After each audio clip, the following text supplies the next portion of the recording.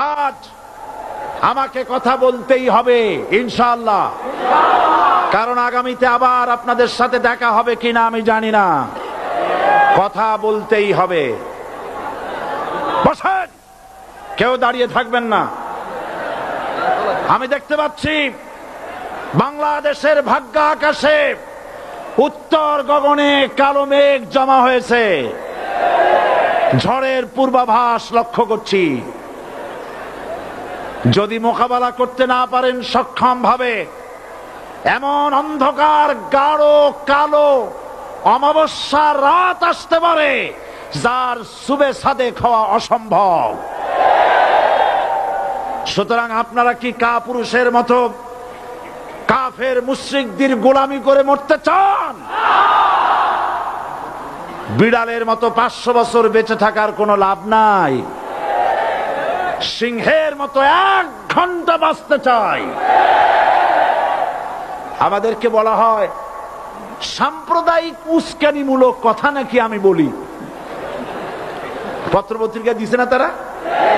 সাম্প্রদায়িক উস্কানি কথা, সাম্প্রদায়িক উস্কানিমূলক কথা বলি। সেই জন্যই বোধহয় শত শত মুসলিম আমাদের কাছে এসে মুসলমান হয়। মানুষে আর বোকা বানানো যাবে না। যাবে কি? আর বোকা বানানো যাবে? তারপর বলছে কি, এরপরে বলছে আমাকে বলছে রাজাকার। শুনে রাখো চট্টগ্রামের লক্ষ লক্ষ জনতা, পার্লামেন্টে যখন আমাকে এই কথা বলা হয়েছিল, আমার পার্লামেন্টের কলিগ জাফরুল্লাহ চৌধুরী সাহেব বসে আছেন এখানে, হ্যাঁ, জাফরুল ইসলাম চৌধুরী বসে আছেন পাশে, প্রধানমন্ত্রী সুদ্ধা, অন্তত 3 শতাধিক পার্লামেন্টের সম্মানিত সদস্যরা সেদিন বসা।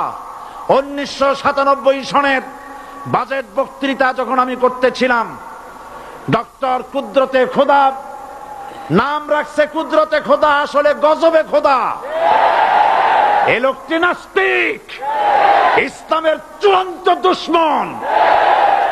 তার প্রণীত শিক্ষা ব্যবস্থার যখন সমালোচনা করছিলাম, ট্রেজারি বেঞ্চ থেকে আমাকে বলা হলো রাজাকার।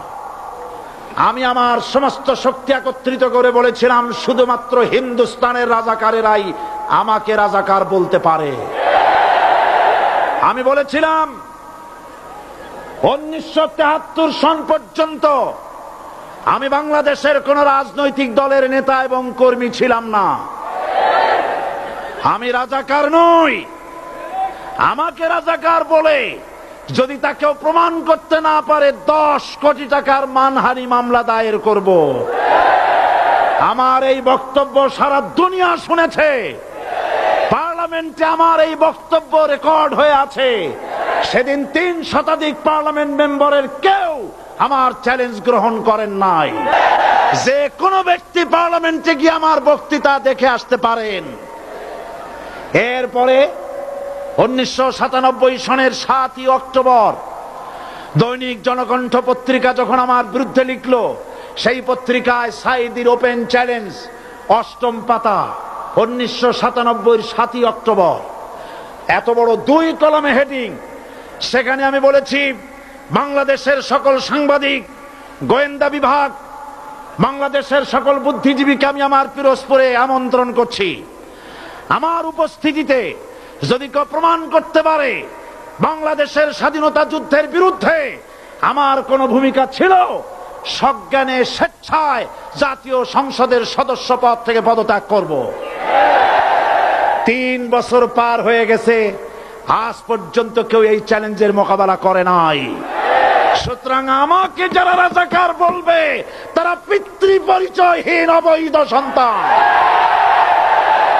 1971 সনের, শোনো মুসলমানেরা, 1971 সনের কোন কাদা সাইদির গায়ে লাগে নাই। আমাকে রাজাকার বলে জনগণ থেকে বিচ্ছিন্ন করবা, জনগণ থেকে আমারে বিচ্ছিন্ন করা যাবে না। কারণ এই জনগণ আমার জন্য আসে না, এই জনগণ আসে আল্লাহর কোরআনের জন্য।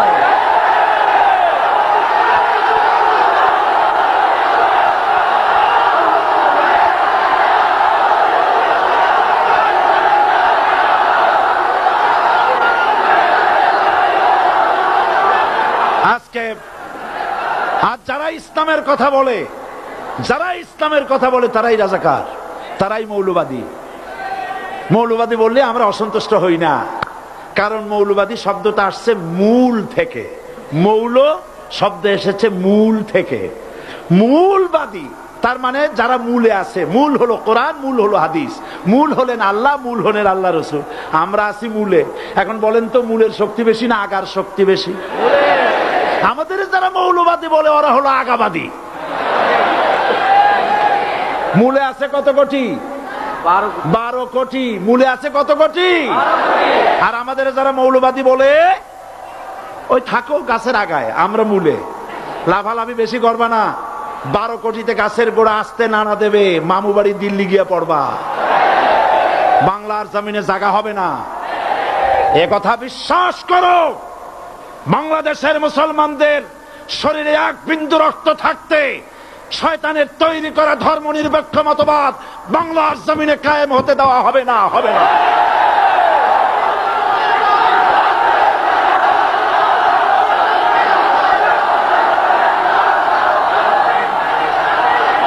রাসূল করিম সাল্লাল্লাহু আলাইহি ওয়াসাল্লাম কোরআন প্রতিষ্ঠার জন্য আন্দোলন করেছিলেন। আয়াতুল কুরসি আমাদের সে কথাই শিখেছে। আল্লাহ রাব্বুল আলামিন বলেন, আল্লাহু লা ইলাহা ইল্লা হুয়াল হাইয়ুল কাইয়্যুম। প্রাণ খুলে পড়েন, আল্লাহু লা ইলাহা ইল্লা হুয়াল হাইয়ুল কাইয়্যুম। আল্লাহ হচ্ছেন তিনি, যিনি ছাড়া কোনো ইলাহা নাই, আইনদাতা নাই, বিধানদাতা নাই। আমরা মানুষের তৈরি করা আইন মানি না। 12 কোটি মুসলমানের দেশে আইন তৈরি করবে মানুষ, আমরা মানব না। পার্লামেন্টে তৈরি হতে হবে কোরআন দিয়ে, পার্লামেন্টে আইন তৈরি হতে হবে কোরআন দিয়ে।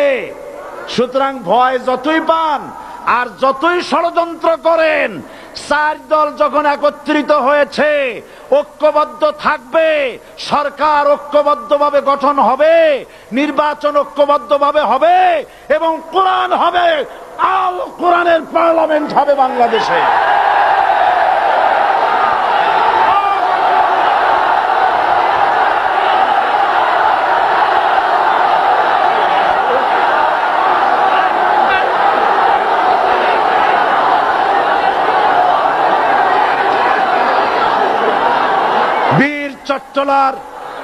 বীর চট্টলার মুসলমানেরা, বীর চট্টলার মুসলমানেরা স্বাধীনতার ঘোষণা এই চট্টগ্রাম থেকে স্বাধীনতার মহান ঘোষক প্রেসিডেন্ট জিয়াউর রহমান সাহেব দিয়েছিলেন। এই চট্টগ্রাম থেকেই ইসলামী রাষ্ট্রের ঘোষণা হবে।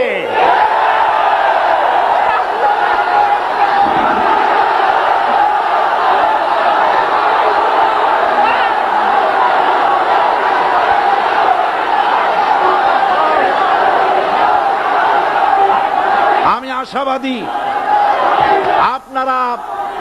আপনারা অবশ্যই তা পারবেন। আমি 100% বিশ্বাস করি ইনশাআল্লাহ। কারণ যে ষড়যন্ত্রের মোকাবেলা করে স্থানীয় রাজনৈতিক দলের নেতৃবৃন্দ কোরআনের মাহফিল সিনায় এনেছেন, আমি প্রথম দিনই বলেছি চট্টগ্রাম তাফসিরুল কোরআন মাহফিল কোন রাজনৈতিক দলের প্রতিনিধিত্ব করে না। এটা কোন জামাত শিবিরের একক সম্পদ নয়, এটা চট্টগ্রামের মুসলমানদের কলিজার টুকরা তাফসিরের মাহফিল। সুতরাং এই মাহফিল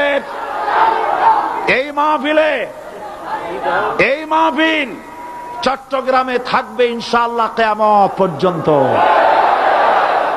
144 ধারা 288 হয়ে গেছে, ষড়যন্ত্র পায় পায় চলে গেছে। আমি ওই সব ছেলেদের বলি, সরকারি দলের ছাত্র হইয়া মুসলমানদের বিপক্ষে যাইও না। এদেশের